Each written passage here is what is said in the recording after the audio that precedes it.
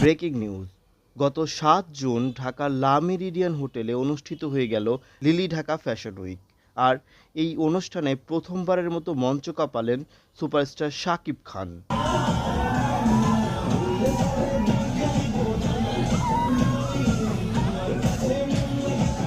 আর এই অনুষ্ঠানে সুপারস্টার শাকিব খান অসাধারণ লুকে ধরা দিয়েছেন ক্যামেরার সামনে।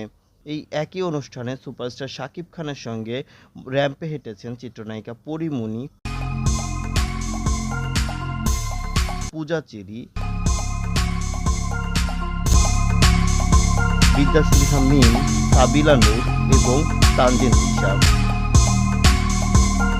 এছাড়াও একই অনুষ্ঠানে চিত্রনায়ক ইমনের সঙ্গে র্যাম্পে হাঁটতে দেখা যায় সুপারস্টার শাকিব খানকে। সো ভিউয়ার্স, হঠাৎ শাকিব খানকে এরকম লুকে দেখে আপনাদের কেমন লাগছে অবশ্যই কমেন্টে জানাবেন।